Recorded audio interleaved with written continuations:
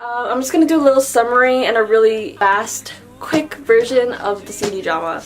So basically, Rin and Kagome are like chilling. This is right after Kagome comes back from the normal world. So Rin is basically asking Kagome, hey, like, y'all are married, you and InuYasha, and she's like, well, I guess we are. And then Rin is like, what did he say to you? And then she's like, what do you mean? And then Rin was like, how did InuYasha tell you he wanted you two to become husband and wife? And Kagome is like, wait, you're talking about a proposal, right? And then she's like, wait, he's never actually proposed to me. And then Kagome like runs off all of a sudden. And then Kagome goes to InuYasha and is like, hey, you never proposed to me. And he's like, huh? I never defeated Kurobozu, which means black monk. And he's like, what kind of demon is that? InuYasha basically doesn't really exactly understand what Kagome is trying to say for some reason. And then Kagome is like, it's not a demon, it's a proposal. It's something you have to do before you get married. And then InuYasha's like, oh, it's something you have to slay before you get married? Alright, I'll finish it off. She's like trying to get him to propose to her, right? And there's just like this huge misinterpretation between InuYasha and Kagome. They cannot talk to each other for some reason. And he keeps saying, Kurubozu. And then she's like, no, Purubozu. Proposal! Come on, my guy. And then this man freaking just doesn't understand properly. Meanwhile, we're gonna skip ahead to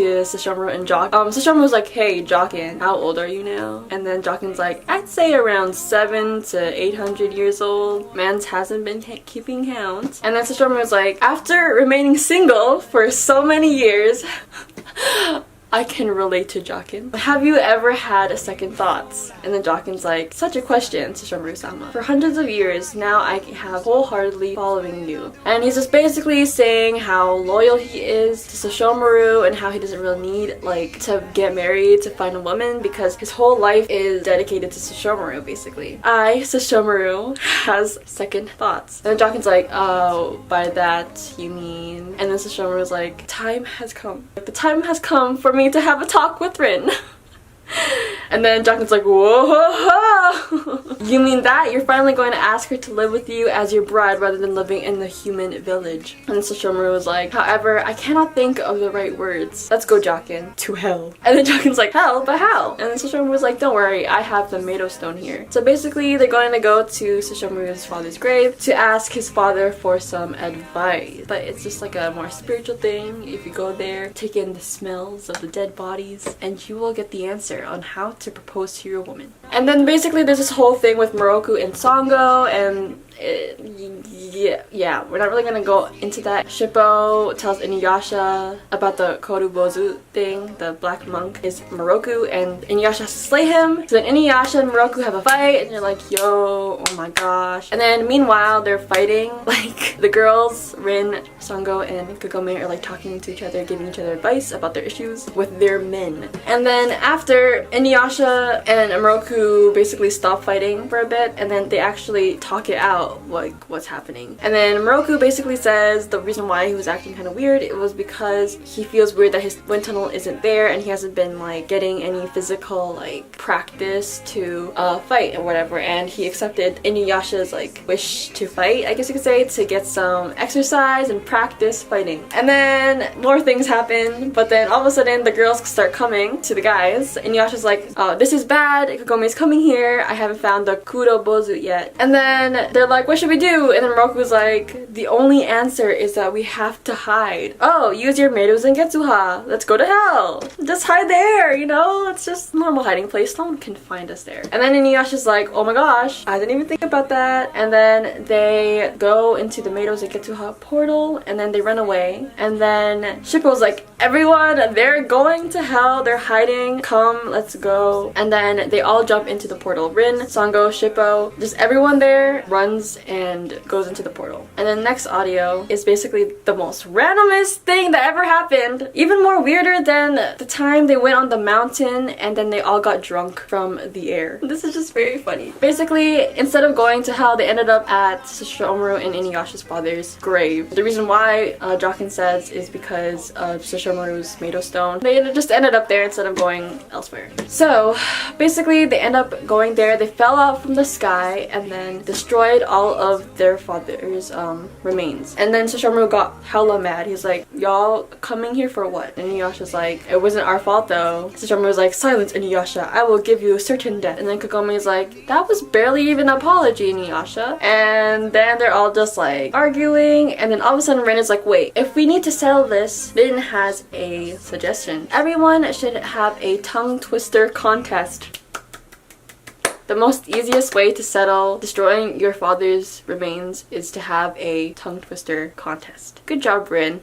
Good job. Rin says, whoever loses has to put InuYasha and Sesshomaru's father's skeleton back together. Everyone accepts, and basically they have a tongue twister contest. And Sesshomaru and everyone just is involved, participating, you know. So everyone has this tongue twister contest, and the very last person to do it was Sesshomaru. And Sesshomaru was like, as usual, you are all completely pathetic. Are you even capable of saying a satisfactory tongue twister? And Jokin's like, oh, Sesshomaru-sama is all fired up. Is he finally going to give it his all? And Sango's like, since Sesshomaru usually hardly ever says anything, can he really do tongue twisters? So they're all like really anticipating what kind of tongue twister Sesshomaru was gonna do. And then Sesshomaru was like, Rin, listen carefully. And Rin's like, hi.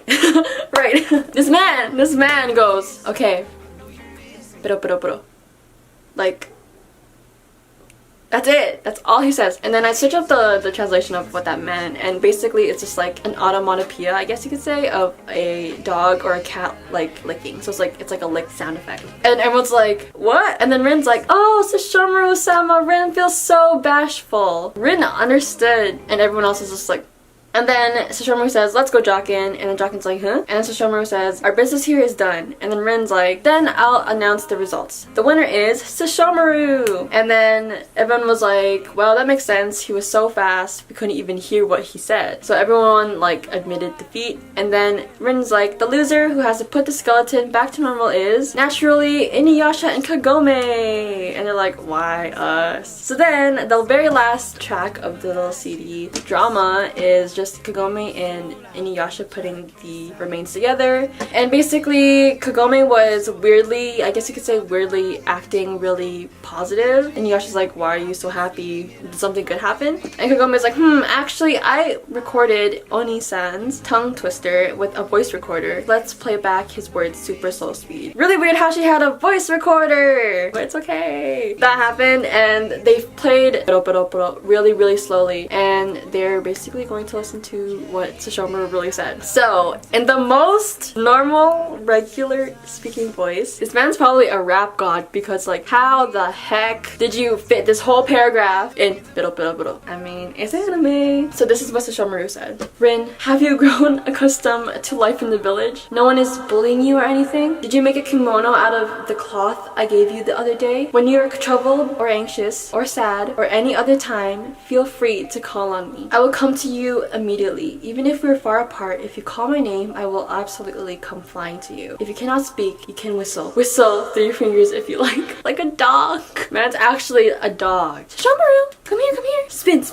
Sit. Ah, good boy. Distance is no object. Our hearts are tied together. With power of trust, there is nothing to fear. Simply having that feeling should be enough to fill your heart. That is why it is fine for things to remain as they are for now. You have plenty of time. You can examine your heart at your own pace. Until then, take care of yourself. Which is kind of really sweet, because it's more like, I'll be there for you even if we're not close together. Just call me, but I will be there like right away. And then Kagome is like, so wasn't that nice, InuYasha? And then InuYasha's like, that right there wasn't a tongue twister though. And then Kagome's like, you're right, it was more like a proposal. And then it's just like them arguing basically about the whole puropozu thing. And yeah, that's just basically all that is in the CD drama.